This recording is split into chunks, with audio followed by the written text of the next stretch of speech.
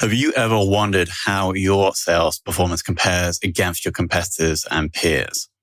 The B2B Sales Benchmark Report provides the definitive guide to what success looks like in 2021. See how you compare in terms of win rate, sales cycle, average deal value, relationships, and engagement. You can see the results and get the full report at ebsta.com/B2B-sales-benchmarks.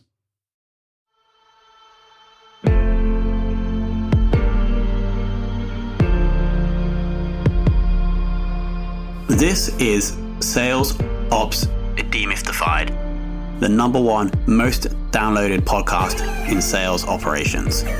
We invite the brightest minds in sales operations onto the show to deconstruct the why, what, and how behind rep productivity, forecasting, metrics, and all things revenue. This podcast is brought to you by Ebsta, the leading customer engagement platform for Salesforce.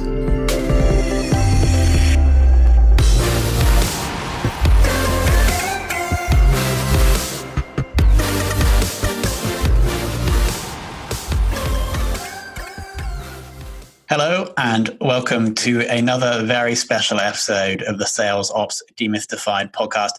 Today we're joined by Tim Hurst, who's currently the Sales Operations Manager at Funnel and is calling in all the way from Stockholm in Sweden. Tim, welcome to the show. Thank you very much, Tom. Hi. So Tim has an interesting story. He started off in sales at the previous company, kind of worked his way up specifically within sales development, and then has shifted into operations. So my first question, Tim, is to understand how and why you did make that shift, first, I guess, to management, and then also from management into operations. Yeah, certainly. So with my previous company, I actually joined on their engineering graduate program. So my previous experience was in physics, and I learned towards the end of my degree that physics wasn't what I wanted to continue with. And while I was on that graduate program, I got the opportunity to rotate into the sales team and try that out. And very quickly, I found that I was really interested in the psychology of selling and really kind of using those selling techniques and giving a very good customer experience. I found that I was a mediocre salesperson, but I was quite good at kind of the sales coaching and learning and development side, which enabled me to become a team leader. And then when the opportunity arose, I was able to become a sales development manager. So while I was a sales development manager, I really focused on coaching the team and upskilling them. And that got us so far. But then I started to realize we were running into a lot of process challenges where I was required to go back and use some of my data analysis skills from my time at university. And then also spend a lot of time collaborating with some of the teams that sales development team collaborated with to build out our handover processes, look for gaps, and really essentially doing sales operations work before I knew what sales operations was. So when I think it was maybe towards about 2 years in that role, I was recommended with the opportunity to join the sales operations team at that company. So we had a sales operations team at our head office in Austin, Texas, but then they were expanding out to find people in Europe as well to join the team. So that was a really good opportunity, and that's what brought me into sales operations. After just over a year and a half there, I was looking for new opportunities, and I found Funnel, which was really exciting to me because it was a company that was very driven by data. Their product is very data-oriented. We're full of very data-oriented people. And so that felt very exciting for me. And we were kind of just starting the sales operations journey at Funnel when I joined. And so it was a really exciting opportunity to help form that operations department. Help shape the sales operations of the new business. A lot of what you just said really makes sense based on previous interviews. Like you you have the analytical side, obviously, from physics. You mentioned you have this passion or this liking of the softer side, and so it's almost like I don't want to say bred, but your experience is like almost perfect for sales operations, right? You have the interest and experience in sales, interest in developing people, and the analytical skills. So it's like from what I've heard from previous guests, that's like the sweet mix. Would you agree? Yeah, I think so. I think my interests have definitely helped me in this path that I'm on, down the operations path. And I feel like having that kind of mix in general is really valuable, of kind of that data side, problem solving and communication.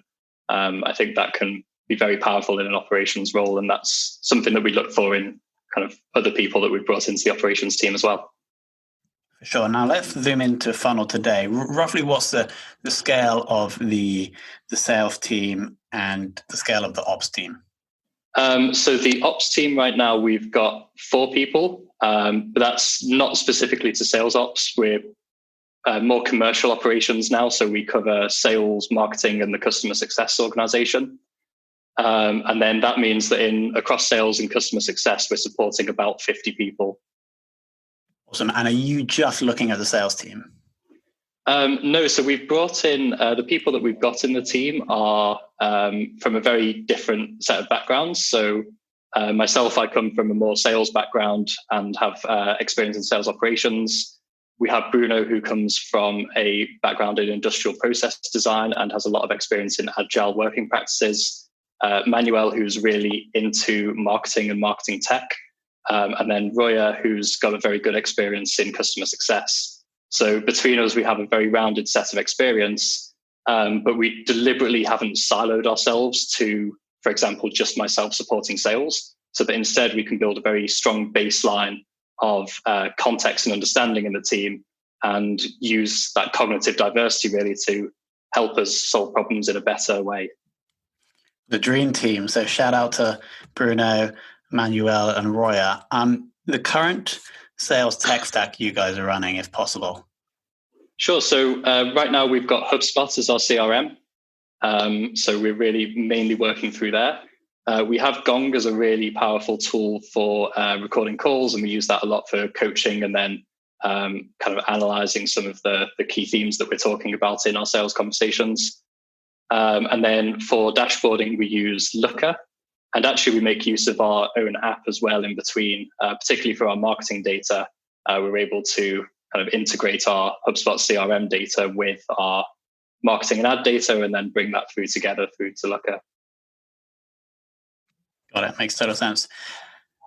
Can you share something, and it would actually be quite interesting to understand or to broaden this question out, not just to sales, but also to marketing and success, something that you guys have done as a team that has had a big impact on the productivity of any of those 3 teams? Yeah, so I think one of the biggest things that we've been working on, there's probably 2 big ones that we've been supporting so far. So one of those is building, again, a very similar kind of coaching program within the sales team.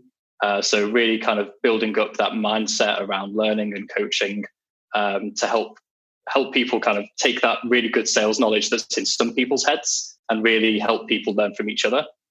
And then another big piece we've been working on is helping the whole commercial team learn from agile working methodologies that can help benefit them day to day. Totally agree. Like having the knowledge in one salesperson's head is great because they're going to be really good. But then there's a massive benefit from like bringing that out of the head and storing it elsewhere. So even if they leave, then other people can obviously take that on. More recently with the virus, I assume you guys have been working more remotely. Has that changed the way you work with the reps? Are you doing anything different to ensure a smooth transition to more remote work? Yeah, that's a good question. I think in some ways we were well positioned for transitioning to working more remotely. Funnel has 2 offices, one in Boston, one in Stockholm. And so we were working remotely mostly with the Boston team anyway. I think through having everybody work remotely, it's helped us a little bit understand more the plight of the Boston team of always being remote. But at the same time, it's kind of helped us see areas where we need to improve as well. I think with the operations team, we tried to look at it as an opportunity to improve the way that we collaborate, kind of challenge some of the ways we had been doing things, and look for new ways to collaborate remotely. I think because at Funnel we have a very strong culture of experimentation, we were able to very quickly try out a lot of different things, and different teams found very quickly what works for them. And so we've now got quite a good workflow really from working remotely, and particularly even around that sales coaching, the fact that we have Gong to record the conversations, we can listen back to them. That's been working really well. And actually I've had feedback from some of the sellers that because they're now in a video call when they're coaching, they actually find it even better to be really focused and kind of not distracted by other things that are happening around them. For sure. It's so interesting. If this whole virus thing happened 5 to 10 years ago, it seems like the impact would have been significantly more on sales teams, but on all work, right? Because now we have this amazing array of software to help us work and collaborate together, regardless of whether we're in the same place or not. Yeah, certainly. And there's so many different and new tools as well coming out all the time at the moment that just weren't around 5-10 years ago at all. Do you think any of the changes or different ways of working that you guys are doing now because of the virus will sustain, and the way that Funnel works or the Funnel sales team works will change forever going forward?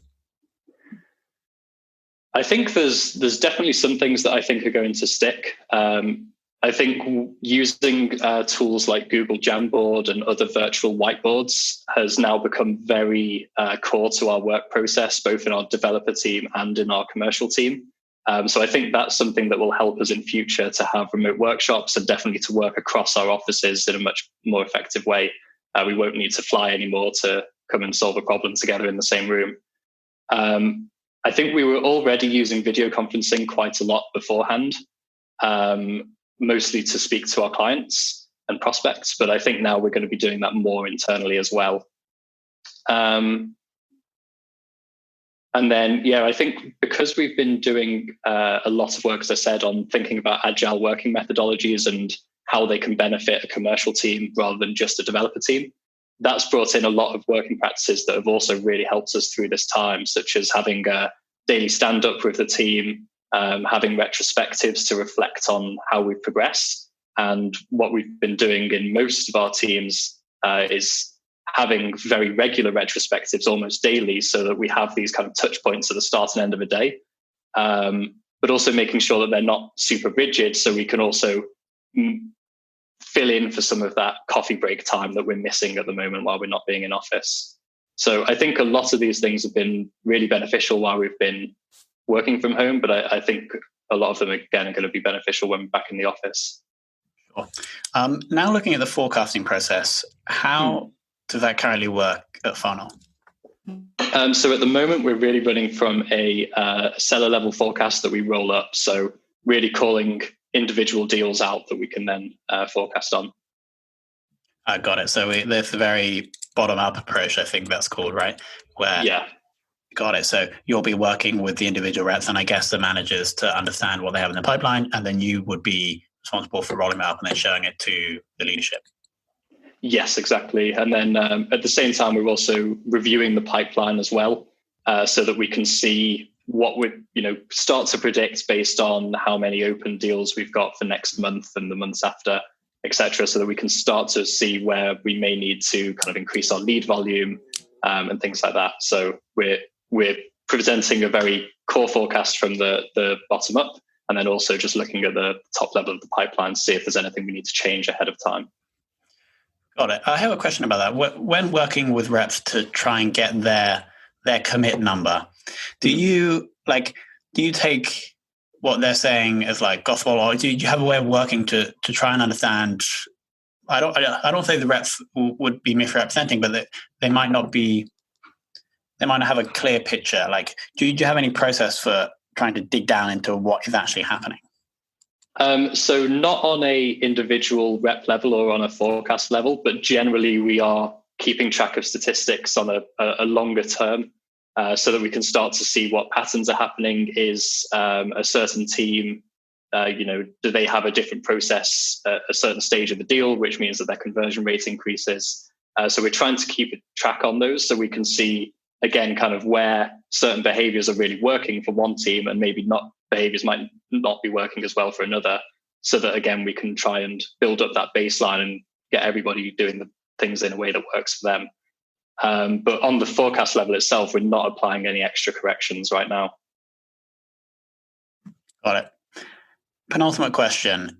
If you could only measure one sales metric for the rest of your career, which would you choose? I think that's a really difficult question. I think it depends on the question that you're asking. I think each metric can only go so far as to what the question is. And so it's quite difficult, I think, to pick just one that could be a be all and end all.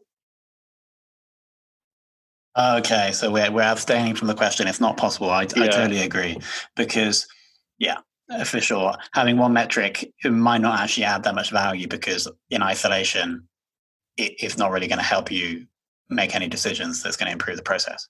I think that's exactly it. It depends whether you're looking to look historically. Maybe we might be interested in our win rate or our dollars throughput in the pipeline. If we're looking for what are we going to achieve next month or next quarter, then we might want to look at our our new lead rate or our new deal creation rates, and then the amount in created new deals, etc. And so it really depends on the question, and then the limitations of each individual metric as well. So what else is influencing that metric? So I think it's more important to think about the question and the metric's ability to answer than any given metric itself. Makes sense. Answering a question with a question, very, very political. Tim, final question. Who has influenced you or inspired you the most in sales operations? So I think it would probably be all of my previous managers in my previous role while I was managing the sales development team, and then also while I was in operations previously. They weren't all sales operations people, but they definitely had that kind of sales operations mindset, and I think really set me on that path to where I am now today. Got it. Awesome. Well, two things I picked out, and I really agree. I think it's super valuable for any sales ops people to try, sales managers and operations, is try and not have all of the information in the salesperson's head and try to work with the reps to pull out best practices and then document them so that can be spread around to everybody. And then also your mindset about the virus and the working situation with the virus. You said it was an opportunity to improve, which I think is really healthy, to look at what you guys can do differently whilst working remotely and see if there's anything that can be adopted to make the team and the reps more efficient going forward. Tim, thank you for coming on. Thank you very much, Tom.